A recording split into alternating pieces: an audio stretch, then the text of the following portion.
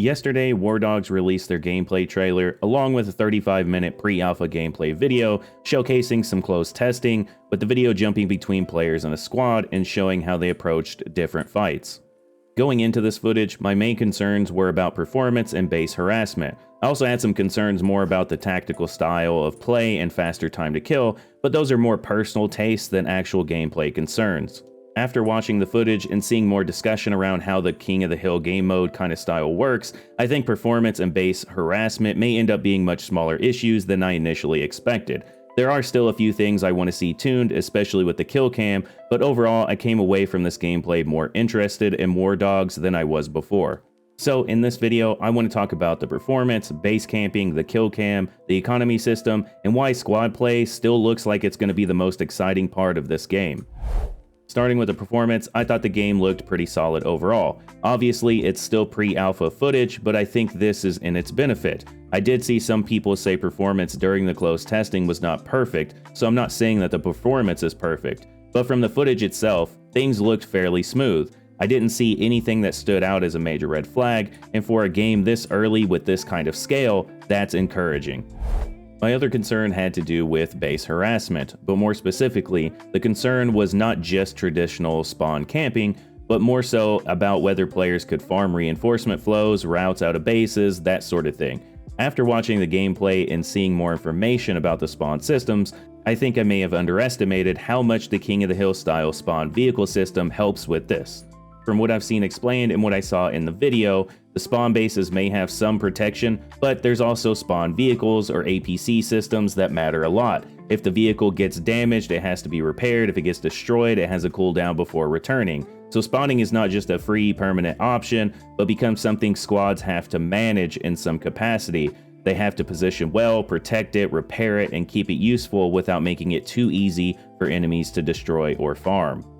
Now, this doesn't mean that pressure becomes meaningless, but it does mean that the squad has some tools to stay in the fight if they're preparing and playing well. And I also think this is where the economy and squad play matter as well. If players are earning money through kills, revives, support actions, transport, and objectives, then deaths don't automatically ruin a squad's match, as the economy doesn't just reward players, but teaches them what the game actually wants them to do. So for base harassment, it may still happen, especially early on with larger public player base that comes in, but from what I saw in the video and what has been explained, I think it may be less damaging than I initially expected.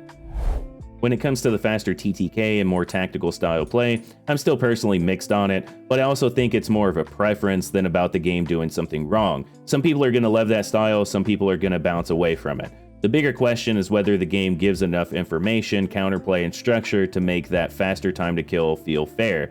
And based on this footage, I'm still interested enough to see how it plays out with more people involved. The main gameplay concern I walked away from was in relation to the Killcam.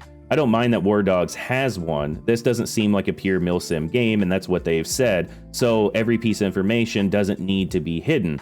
But I do think the Killcam zooms in way too much on the person who killed you. For a solo player, that might not matter much, but with a good squad, that information could become valuable extremely fast. And in a game where squad coordination matters this much, small information advantages can have a bigger impact than they would in a more casual shooter.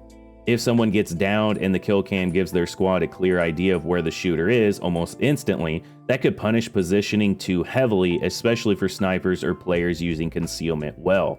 And to be clear here, I'm not saying that the Killcam needs to be removed, I just think it needs a little more tuning. Maybe it zooms in a little less, maybe there's a bit longer delay before it zooms in, or maybe it just gives a general direction without exposing the exact position as clearly. Either way, I don't think this is a big enough concern to hurt interest in the game. It just seems like a system that may need some adjustment moving forward.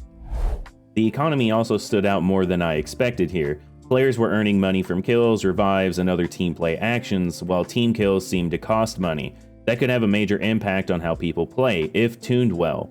It could encourage more revives, support, transport, objective play, and keeping your squad alive. If tuned poorly, people just farm whatever gives the most money. So this is a tough thing to balance, I think, but it seemed like it was in a good spot. This is just one of those things where it'll take time and more players in order to figure things out and see how balanced things are. And these devs seem to be pretty open about things, discussing stuff, and being open to making adjustments.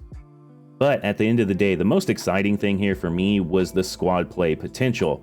It really looks like this is the type of game where moving together, calling things out, reviving, repositioning, protecting spawn options, and managing resources could make a huge difference. Not just in terms of winning, but in terms of creating fun, engaging moments with people that are in your squad.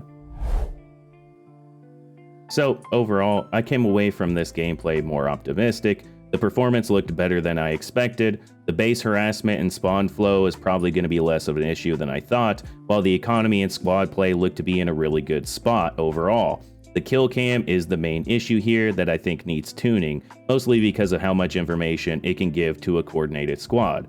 But the real test will be what happens when Wardogs moves beyond close testing and gets put in front of a much larger public audience. Then this is where we'll see these systems actually hold up or not. But for right now, I'm still more interested than I was before. But I'm curious, what are you most interested in when it comes to Wardogs? For me personally, I'd like to see more on the sniping side of things. Be sure to let me know down in the comments below. I'll catch you on the next one. RAMTEID out.